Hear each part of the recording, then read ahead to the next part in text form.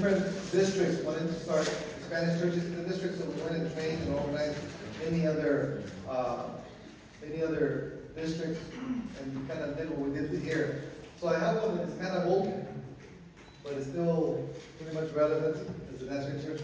That's a good thing, it doesn't change. The people change in the youth ministry, but the strategies keep working, and they've worked for so many years.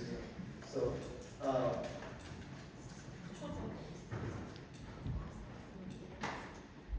I have an English and Spanish, so move forward.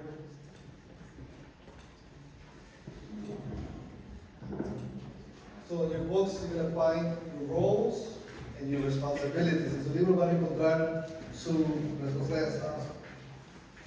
Me dice que me va a estar en español también todo, y que no se pueden perder mucho. First, you'll see there on the first page the Constitution for the Church of the Nazarene. Then you find the Nazarene Youth International Charter. That's also in your manual.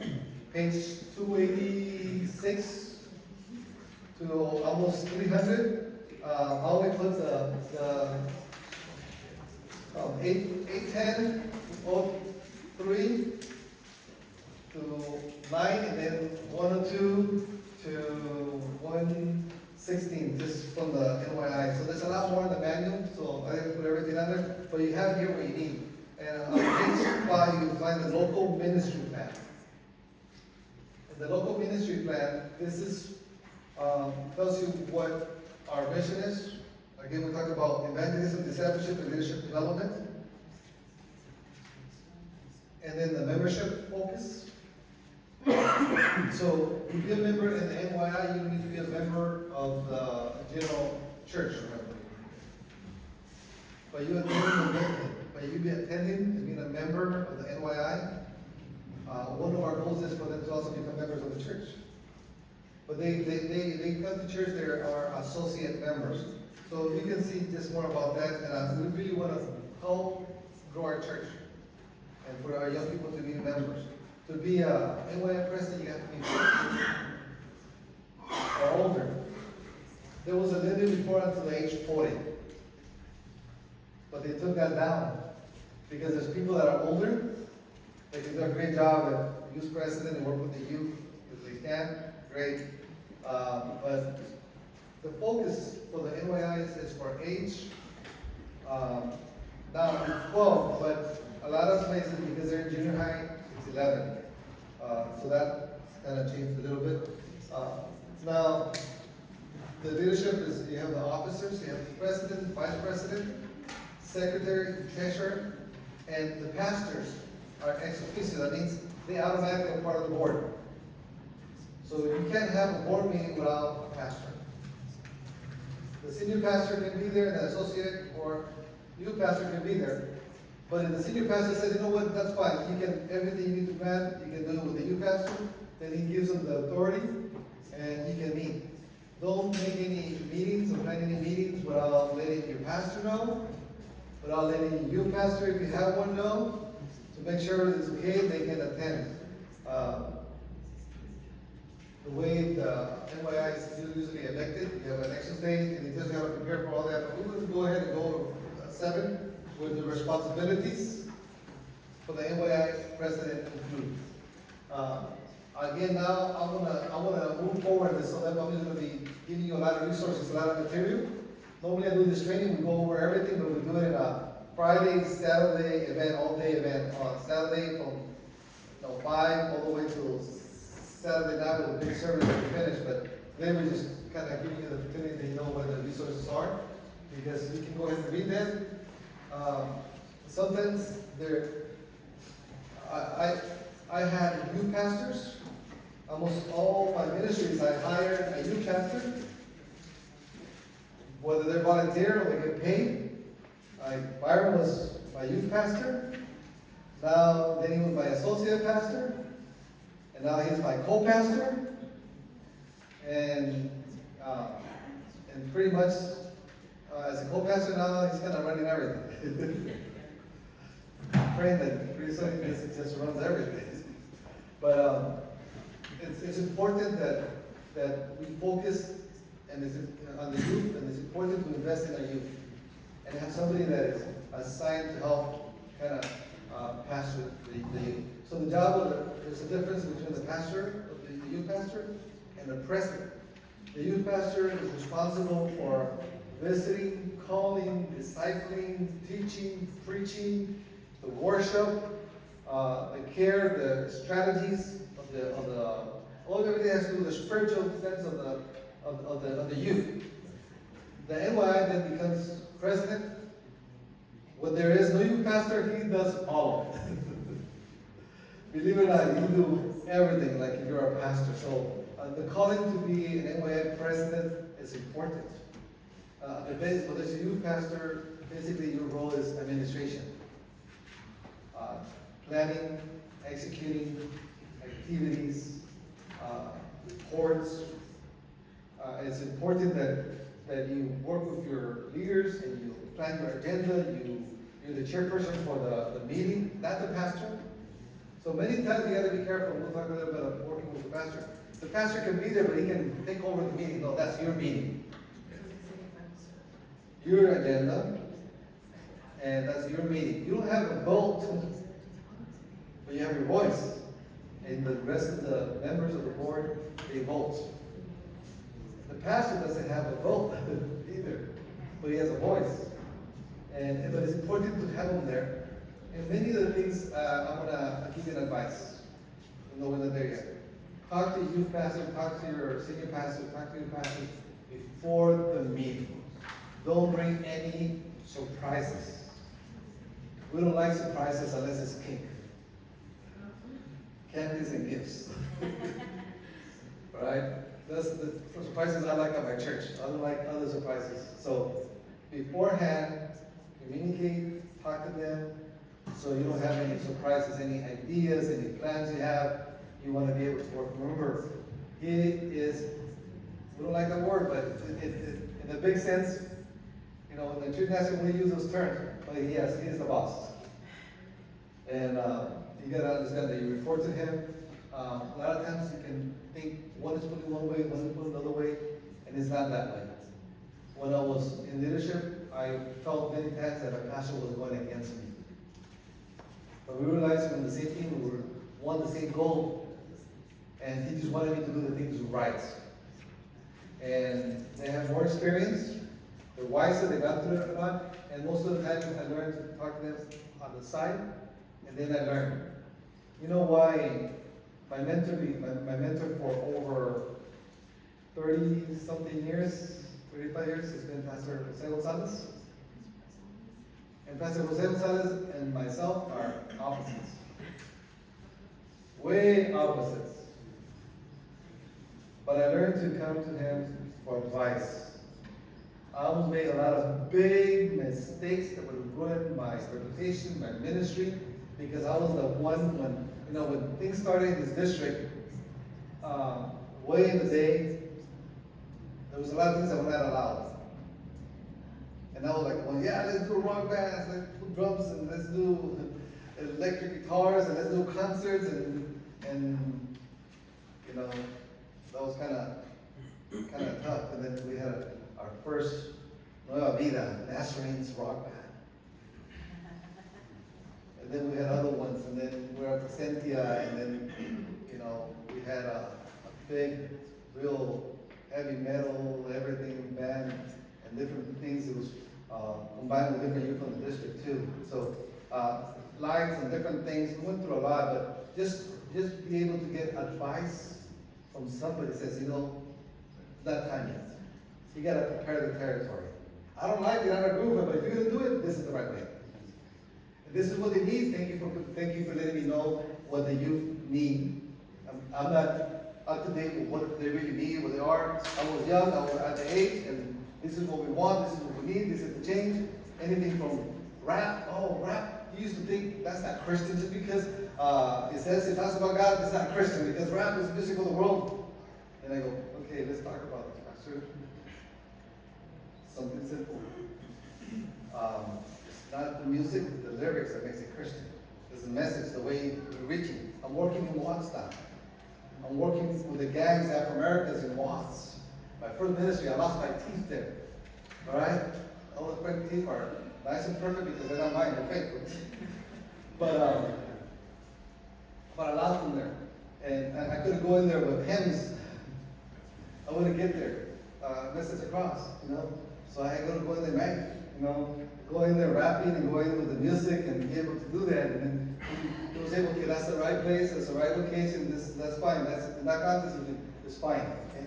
But he learned and he went and accepted it and kind of explained to him a few things. He kind of, you know, put all his cards and everything. And thank God, you know, I was right. And many times I was wrong. Many times in many things I was wrong. And then I learned something from that. When you have your own church, when you're the pastor, then you can do it. Here in my church, no. So I respected that. I never came down here and started rapping. Right? I didn't come here and try to, you know, my life is different, nothing scientific. All things have passed away and everything is new. I don't like to do the things I used to do. And my friends, they can see the change.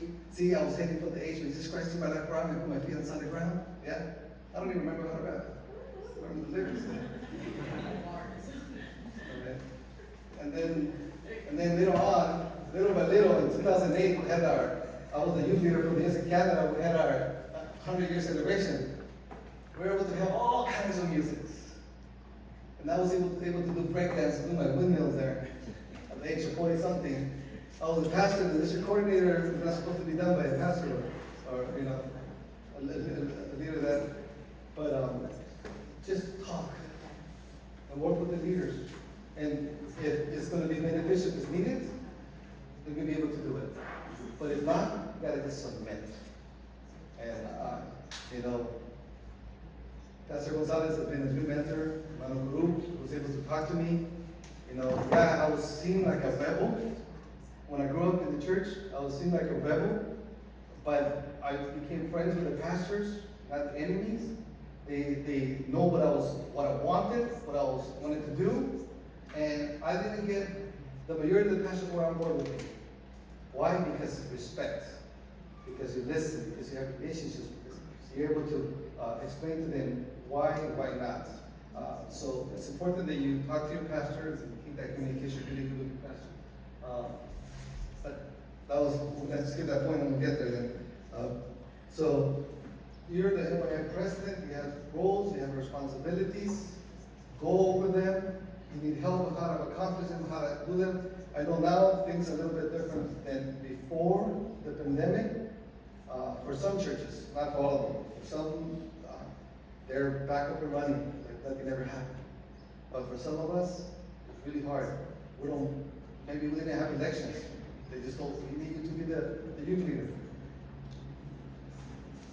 But they still have some responsibilities that you want to form to be able to get that responsibility. So you also have, you have it in Spanish. And then you have the district calendar. I don't have to repeat this again.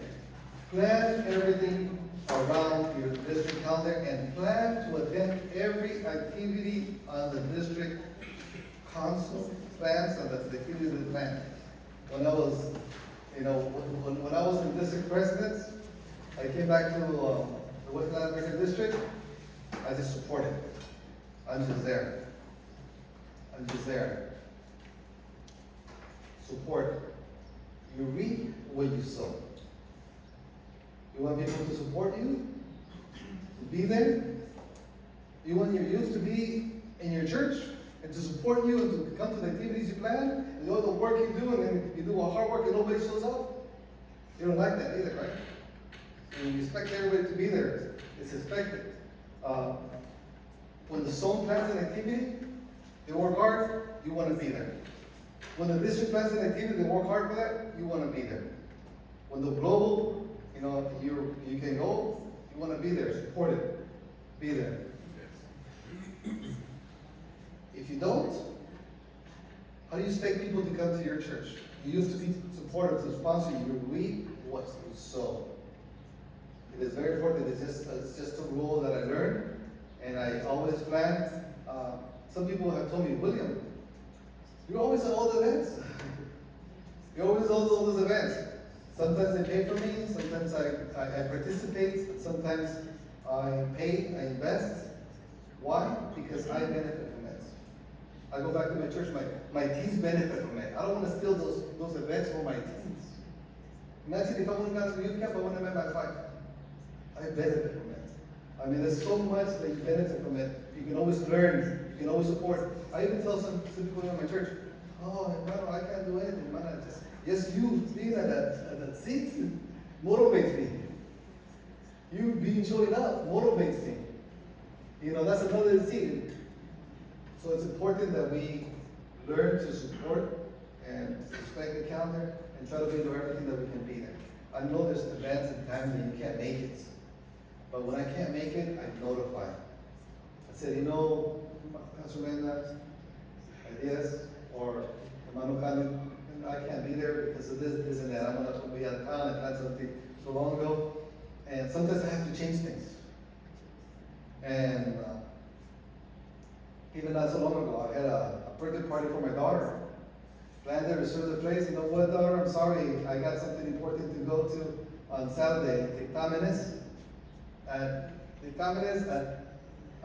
the zone for our district. And, well, we're going to have to do some Monday. And glad we were able to do it on a Monday. So we still did it. I'm not saying that sometimes you can't. Sometimes you can't, you know, miss once in a long while, but don't make that a habit. Once in a while there's exceptions and people understand. But it's important you communicate to your pastor, you communicate to your, even when you're not going to go to church, sometimes, oh, that's not a youth event. Well, you know what? You're part of the church board. You're a member of the church board, and every church board member should be at every event that there is, and if they can't be there, they should let the pastor know ahead of time. Because if you want at least your counsel to be at every event that you plan in, and there somebody can't make it, they let you know ahead of time. That way you know, and it's a valid excuse. If not, you don't want to have somebody in your leadership that doesn't support you, is not there. You know, they just want to have the power of saying yes or no. They don't even, it doesn't even matter to them because they're not even there.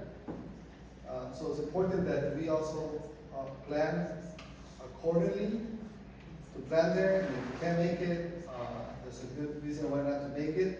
And that's what's important. If you're part of the board, then you're able to say, I can make it in that date or not.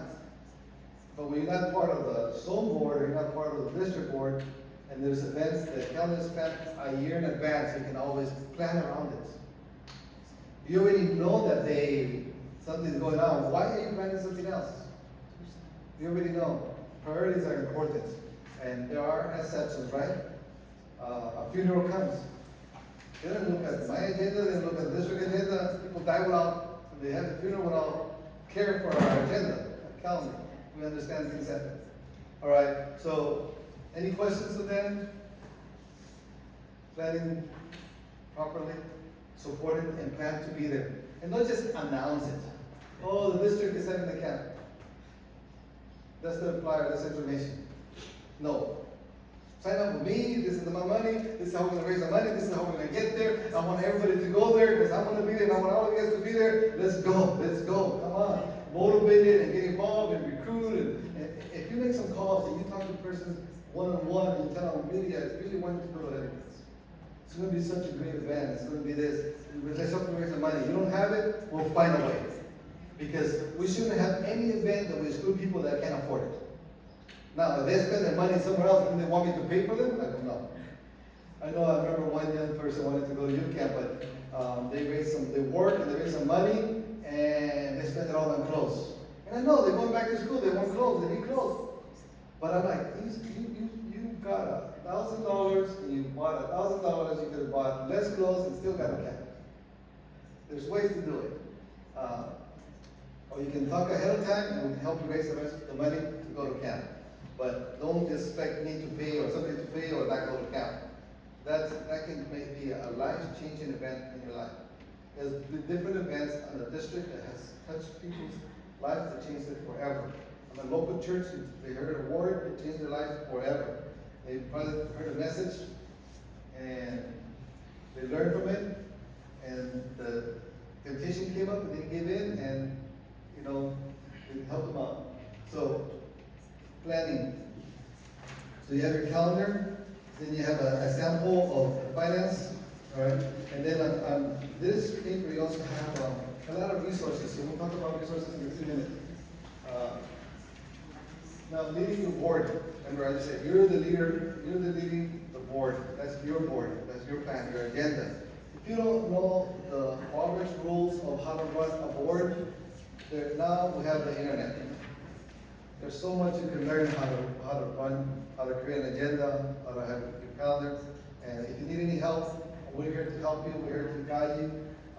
The District NYI is there for you, your pastor is there for you. If you have a youth pastor, is there for you to help you on the board.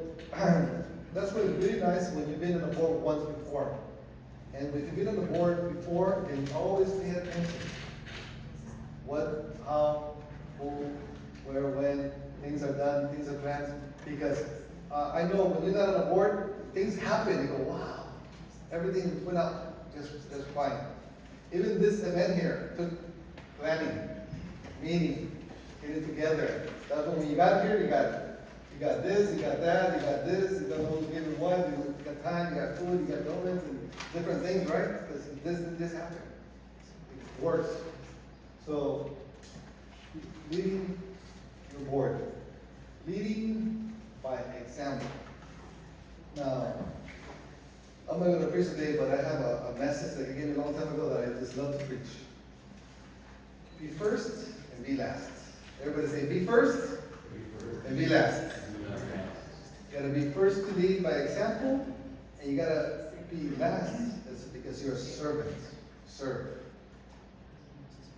There's this general on the first platoon that's going to war to, what is it, Thailand? Or the Philippines? I forgot Randall. Vietnam. Right? You should know which one. Vietnam. Vietnam, there you go. I know it was one of those Asians. They all look alike to me. I'm just kidding, all right? I know I'm now gotta be very careful when I take the joke. All right. So they're ready to go over there to Vietnam. And they're getting the first platoon to go to war.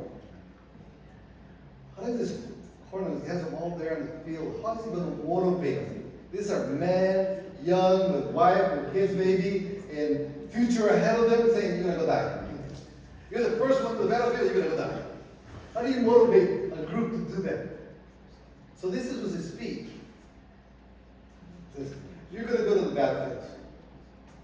You're going to be powerful and mighty enemy. And many of you are going to die. If not most of you are going to die. But I promise you this. When we go to the battlefield, I'm going with you. I'll be the first one to step in the battlefield, and I'll be the last one to step out of that battlefield. And I will leave no man behind. Dead or alive, we are all coming back home. And everybody applauded, yeah, let's go to war. I'm going to come back dead or alive, I'm coming back. No. They got motivated. Why? Because the leader said, I'll be the first one in the battlefield, I'll be the last one.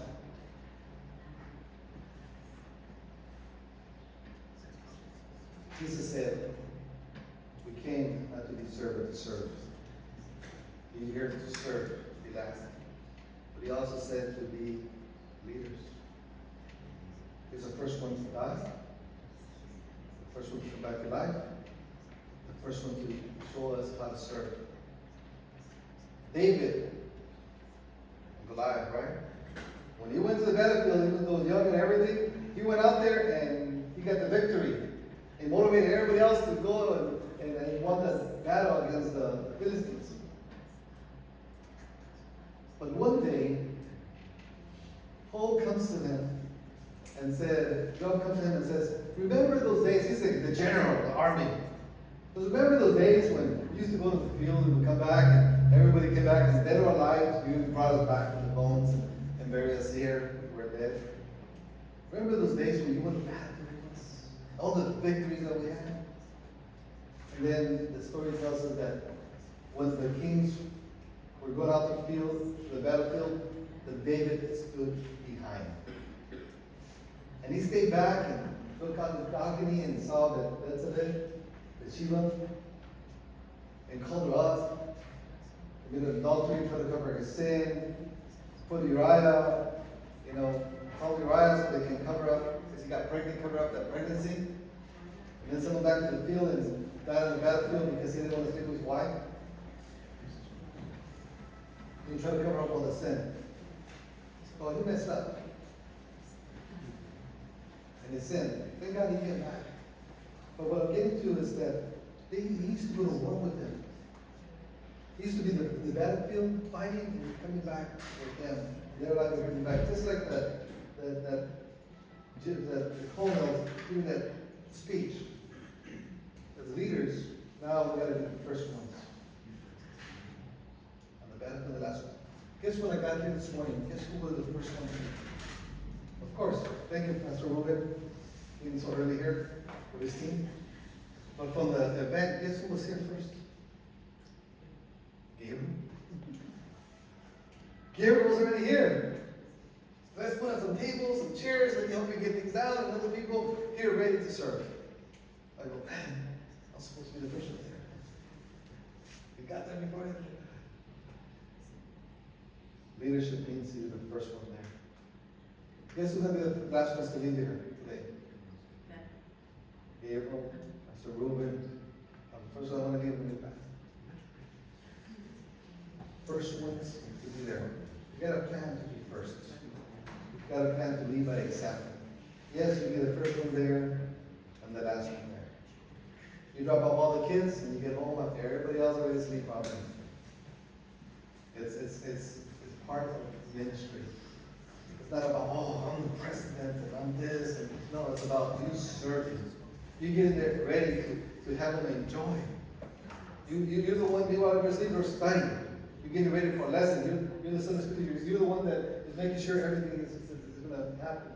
Well, you lead and you lead more by example. That just motivates people. So you're there and you're excited about it. Now go to planning. We talked about planning already. You got to plan. Don't just expect things to happen. Plan the day, the event, who, what, where. We can have a whole class and there's a whole training that I told you we can do the training. There's information there, resources there to help you how to plan. Now, for planning, there's some pages there that's called, it's in Spanish though, but that's good. You can find the book in English. This friend of mine wrote this book about youth ministry. And it gives you some pages. You gotta focus on the youth. 5 areas you gotta focus when you plan. Don't just plan on one or plan another one. Always plan on all 5 areas. Okay. You plan on the intellectual, the mind. And nowadays, kids, back in my day, it says, okay, that's it, we go. Now, hey, why you say that? You question things.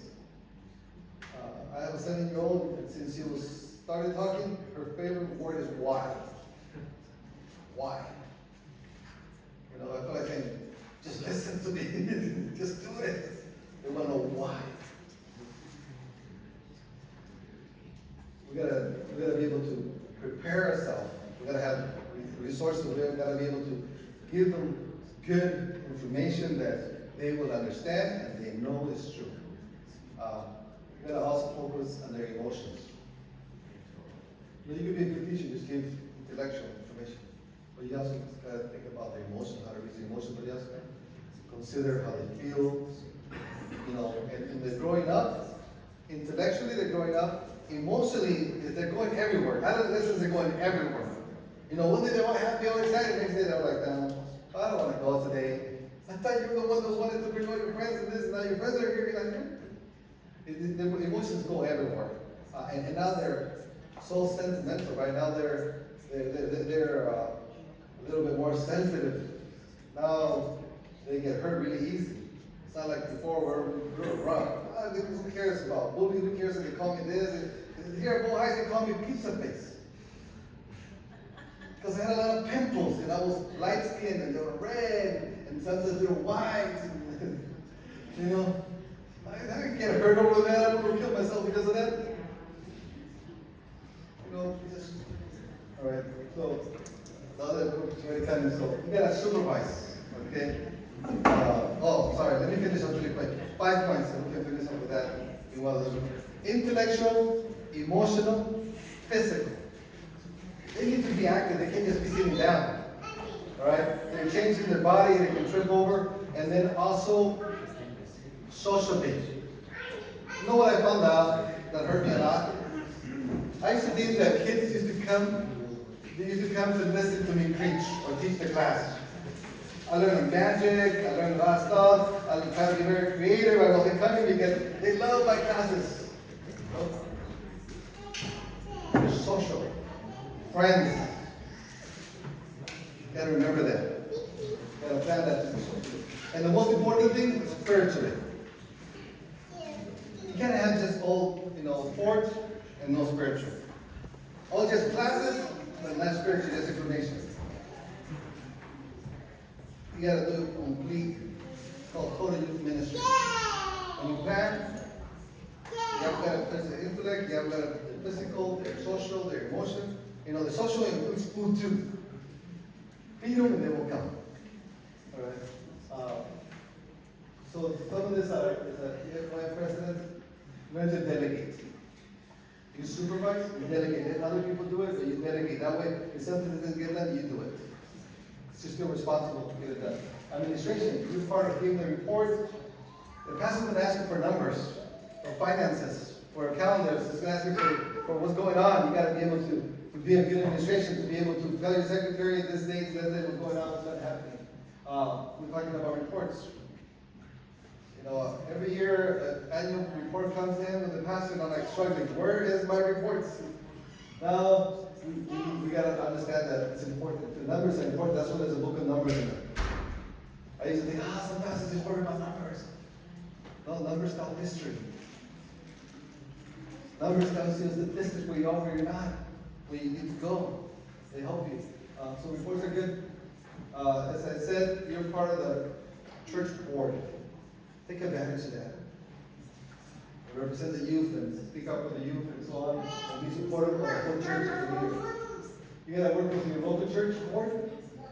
Don't become their enemies. You gotta be there, be respectful, and work with your senior pastor, work with your youth pastor. We talked about that already. We talked about volunteers already. Not to get the people that mess up your volunteers. Work with your zone presidents. Hopefully the way you work, that's the way I structure it, hopefully it's that way. Every president of any local church becomes part of the zone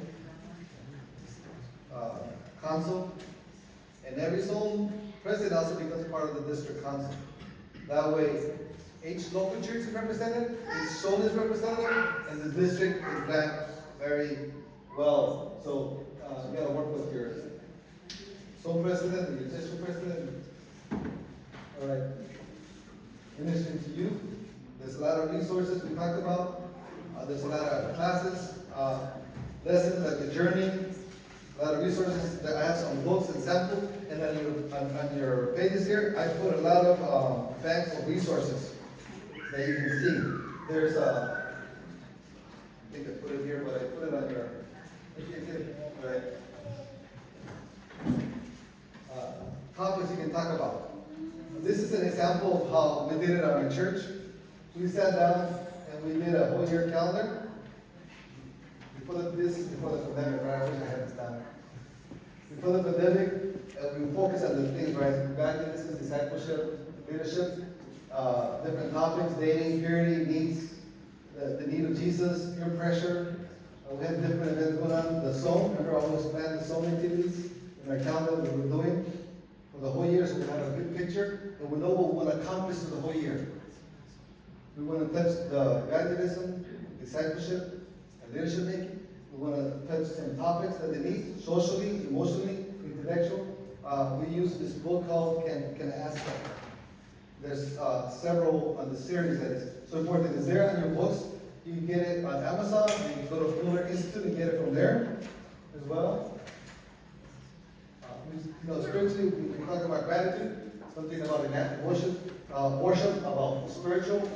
We talked about be there for the need, discipleship, we talked about Thanksgiving dinner, you know, socially, food, there was no service. It's Thanksgiving weekend, so we went to different things, you know, activity like going and, with the homeless, and then we had an activity to go feed the homeless as well. Talk about giving, tithe and offerings at that age. Something intellectual about the incarnation of Christ, so different topics that, but how to deal with those topics with the youth. You know, sexuality, how to evangelize youth with other churches.